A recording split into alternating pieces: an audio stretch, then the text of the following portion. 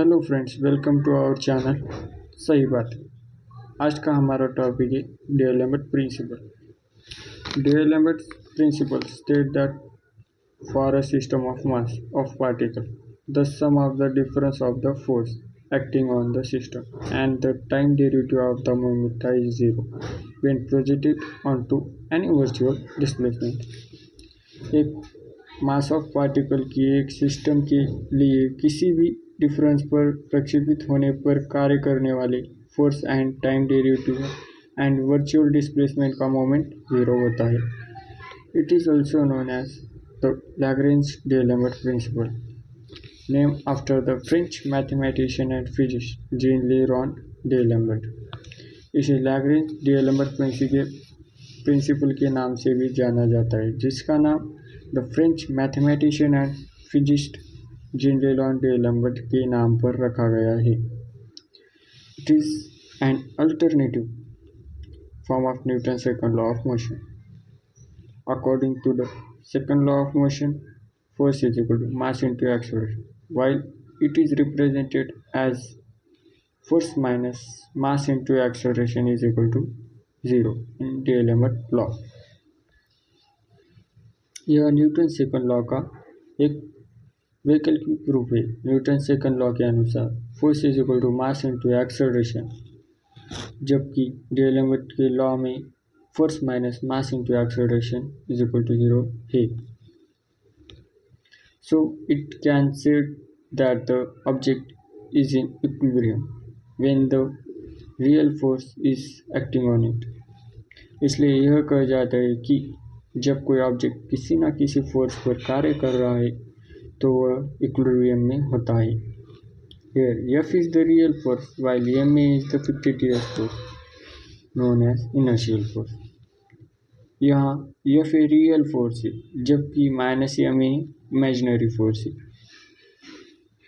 है, जिसे inertial force के रूप में जाना जाता है। इमेजिनरी फोर्स म्हणजे फिक्टिटियस फोर्स। अब हम मैथमेटिकल प्रूफ देखेंगे। वर्चुअल वर्क क्या है?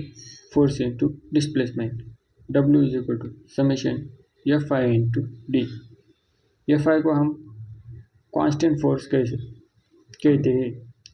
Work is equal to summation F I into rho R I. इसे हम इक्वेशन नंबर 1 दे देंगे। रो आर आई क्या है? वर्चुअल वर्क है। वर्चुअल वर्क कब यूज होता है? जब वो स्टैटिक इक्विलिब्रियम में होता है। Summation F I is equal to 0, summation F I into rho R I is equal to 0। हम इसे इक्वेशन नंबर 2 दे देंगे। Principle of virtual work, summation F I is equal to summation F A plus F.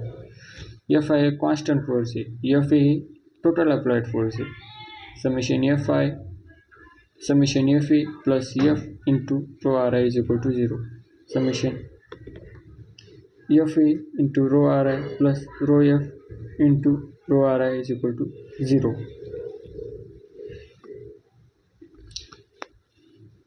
Summation F A into rho R I is equal to 0। हम इसे equation number 3 दे देंगे।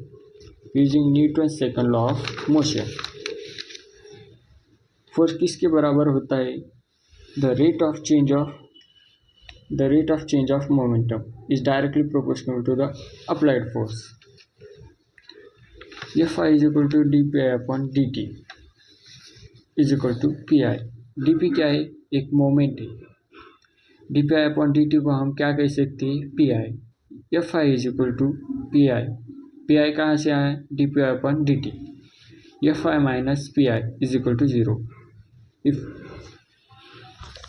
rho ri in virtual displacement, rho F I minus P I into rho R I is equal to 0। Rho F A plus F I minus P I into rho R I is equal to 0। Rho F A minus P I into rho R I plus rho F I plus rho R I is equal to 0। Rho F A minus P I into rho R I, ये F A minus P I एक bracket में आ जाएंगे। Rho F I into rho R I अलग चले जाएंगे। Rho F I into rho R I constant force है इसलिए 0 हो जाएगा। Rho summation F I minus P I is equal to 0। This equation is known as D'Alembert principle. अब हम देखेंगे डीएलेम्बर्ट प्रिंसिपल का numerical. Consider a block of mass 40 kg acted upon by a force P which act on angle 30 degree with horizontal. Due to this force, block moving with the acceleration of 2 meter per second square with their coefficient of friction is equal to 0.3. Use D'Alembert principle. आपको एक मास दिया गया है 40 kg और आप आपको एक P force है जिसका एंगल 30 डिग्री है विथ हॉरिजॉन्टल सरफेस में। ड्यू टू दिस फोर्स आपको एक एक्सेलरेशन दिया गया है 2 मीटर पर second square. Coefficient of friction भी दिया गया है वो है 0.3। अब आप डायग्राम के माध्यम से समझते हैं। आपको एक 40 kg मास दिया गया है उसके और आपको एक P फोर्स दिया गया है उसका एंगल 30 डिग्री है। P फोर्स के दो कंपोनेंट पड़ेंगे, एक वर्टिकल और एक हॉरिजॉन्टल। वर्टिकल क्या है P sin 30 और हॉरिजॉन्टल क्या है P cos 30। P के अपोजिट दो फोर्स लगी हुई है, फ्रिक्शनल फोर्स है कि इनर्शियल फोर्स है। फ्रिक्शनल फोर्स क्या है वो है force is equal to mass into acceleration और फोर्स ऑफ फ्रिक्शन क्या है force is equal to mu into R. 40 kg का मास एक्ट होगा उसको हम W is equal to mass into gravity है और उसके ऊपर एक R एक्ट होगा by D'Alembert principle. Summation F minus M into A is equal to 0।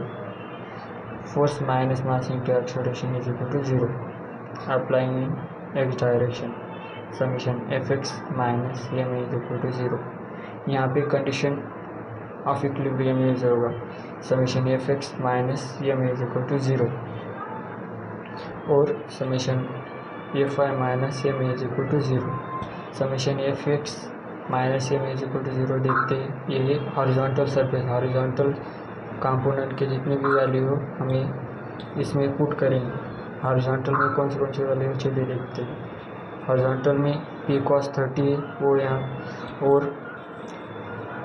Mu into R है minus mu into R minus M is equal to 0। P cos 30 mu क्या है 0.3 इसलिए यहाँ पर माइनस 0.3 इंटू आर। मास क्या है 40 kg है यहाँ माइनस 40 इंटू एक्सेलरेशन क्या है 2 into 2 is equal to 0। P cos 30 minus 0.3 into R minus 8 is equal to 0। हम इसे इक्वेशन नंबर 1 देंगे। अब हम वर्टिकल कंपोनेंट करें। Applying in D'Alembert principle in y direction. Summation y minus M is equal to 0। Vertical component कौन से चलिए देखते हैं। P sin 30 के R plus R minus W minus M is equal to 0। P sin 30 plus R minus ये W क्या है मास into gravity. मास क्या है अपना 40 kg into gravity constant value रहती है उसकी वैल्यू 9.81 रहती है वो ले माइनस 40 इंटू मास क्या है 40 kg इंटू वर्टिकल कंपोनेंट के एक्सेलरेशन है इसलिए 0 लिया है 0 इज इक्वल टू 0। हम इसे इक्वेशन नंबर 2 दे देंगे। इक्वेशन 1 एंड इक्वेशन 2 इसको हम सॉल्व करेंगे। आप इसको सॉल्व करेंगे तो आपको P की वैल्यू मिल जाएगी 194.60 न्यूटन और R की वैल्यू मिल जाएंगे 295.09 न्यूटन। आप इसे कैल्शियम में सॉल्व करेंगे तो आपकी इसकी वैल्यू मिल जाएगी। हमारा प्रॉब्लम सॉल्व होगा। आपको वीडियो अच्छा लगा हो तो लाइक शेयर एंड सब्सक्राइब ज़रूर करना। Thank you.